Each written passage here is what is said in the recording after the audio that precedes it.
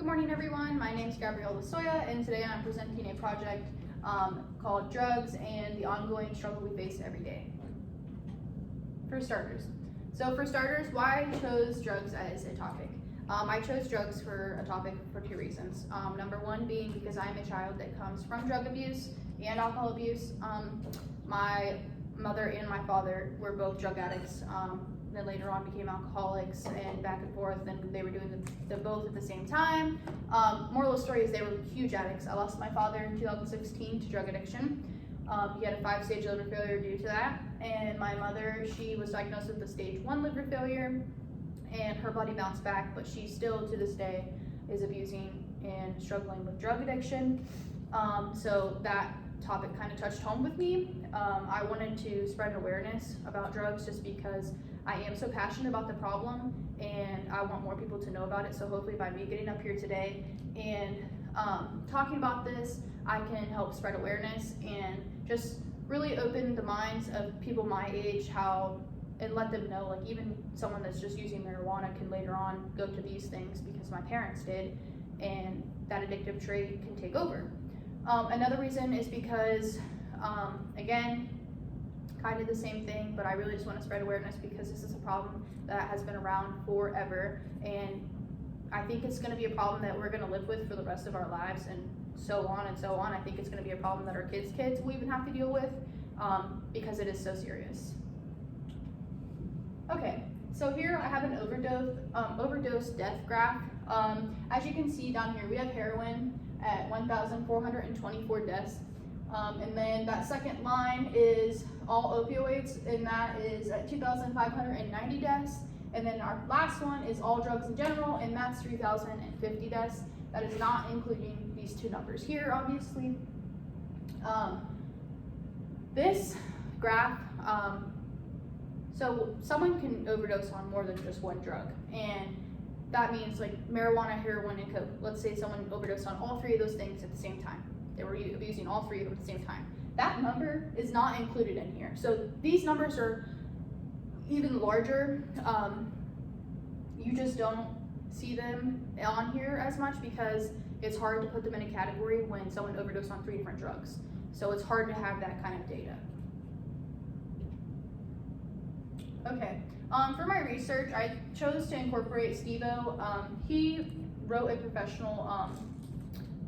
a memoir named Professional Idiot, and I chose to use this because one main reason, and that is because he talked about his family tree. I think it's important to start at your family and kind of look at, okay, how did I end up where I am now? They say that, drug addiction, alcohol addiction, those things aren't genetic, which is true. They're not technically genetic, but someone that had 2 drug addicted parents, it's embedded in your brain.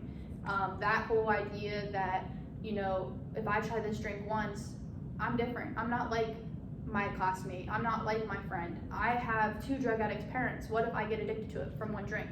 That kind of theory and that it's held over your head constantly. You're constantly worried. You're constantly thinking, am I going to get addicted to this because my parents are drug addicts? Am I not normal? That's how I have felt. Steve-O in this memoir, he kind of feels that same way.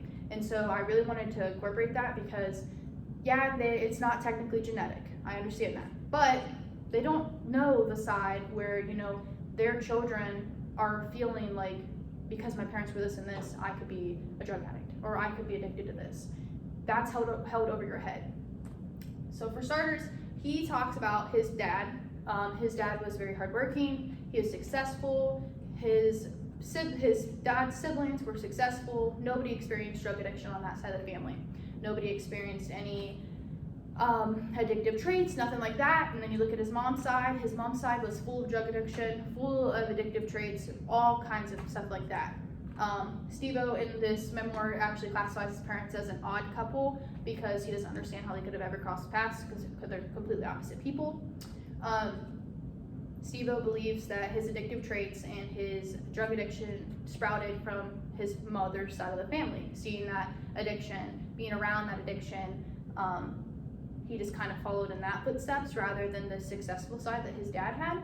but he does give his dad credit to his ambition and his willpower to want to get better and want to get through this addiction. But again, he's rooting the problem back to seeing that as a child and growing up and just being in that environment.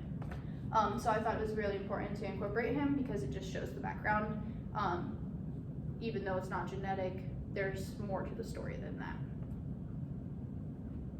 Okay, so next I decided to incorporate Cheech and Chong, Up in Smoke. I chose to do this because Cheech and Chong has been around since 1971, is when this movie came out.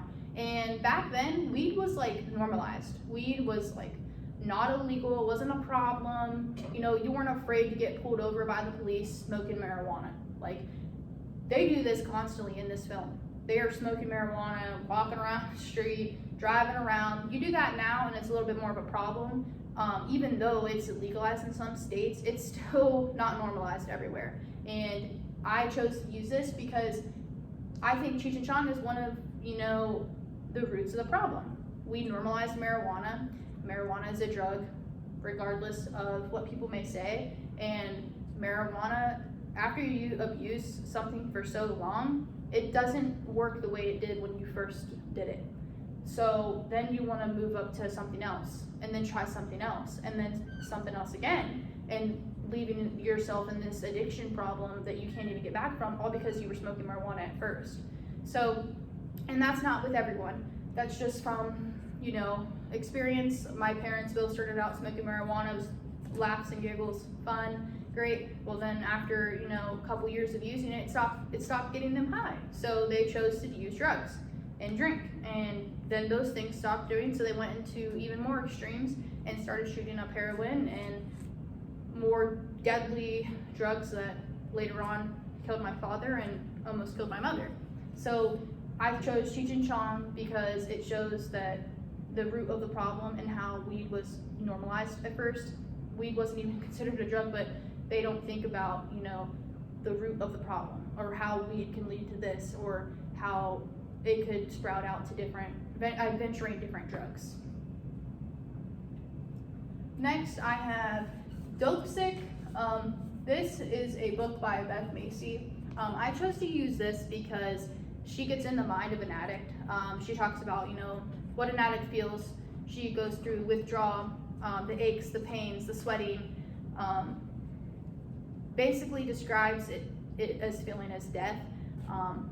They feel terrible going through withdrawal, addicts do, and she gets in the mind of them and really helps readers walk in the same shoes as an addict would. So I chose to use her because it helped me kind of understand, like, okay, my parents chose drugs over me because it wasn't my parents, they were different people, and they were the drugs. It was the drugs talking, it was the drugs acting, it was the drugs walking, it was the drugs that took over. They didn't have a say in what they did anymore.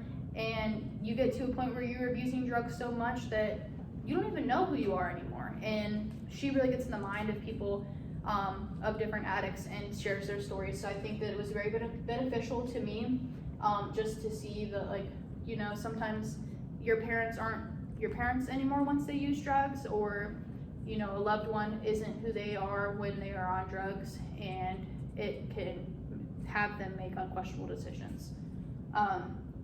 When reading how drugs can, ruin someone, it's mind-blowing to me, because I always question, why would my parents ever even originally decide to do drugs? Why would they think that this is if you advertise meth, it's not gonna be something that I wanna do. It's not gonna be something that hopefully my classmates don't wanna do, because it doesn't sound like something fun to do. So there's something bigger, there's a problem bigger than, okay, I'm just gonna try this drug because I wanna try this drug. I think that my parents were, battling something inside, wanted to escape, wanted to get away from that problem, and they chose drugs to do so, because you don't think about those things. You don't think about reality, you don't think about life when you're on drugs. So she did a really good job of showing how drugs definitely impact someone's thinking, definitely impact someone's life, and definitely change the way that they walk their everyday life. And then next I have a brief history of the United States called War on Drugs from the site Allo Recovery. I chose to use this because it talks about the war on drugs. It was a huge problem when it first sprouted, but I chose to use it mainly because they stated that, you know, in 1870 is when like the whole thing came about, the whole war on drugs came about, but it only came about and was only recognized then because that's when drugs became a huge problem. This doesn't mean drugs weren't around since then. If you look up, you know, how long have drugs been around? There's no actual date because they have been around for so long that it's hard to pinpoint where exactly someone first brought drugs about. Drugs have definitely changed over time. Definitely, I don't want to say better drugs now because that's not true, but back then the chemicals and stuff that were going into drugs were way worse than they are now. They're still not good, they are still terrible, but they were even worse back then. The war on drugs has actually just continued to grow and gotten worse since then. Something that we have seen gone down since then is HIV and things like that.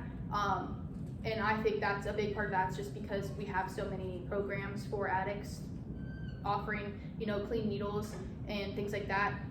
I am for offering addicts clean needles only because why not try to stop one problem, like spreading diseases, if you know you can't stop the other? Drug addiction and drug abuse is something that's not going to be curable. It's just not.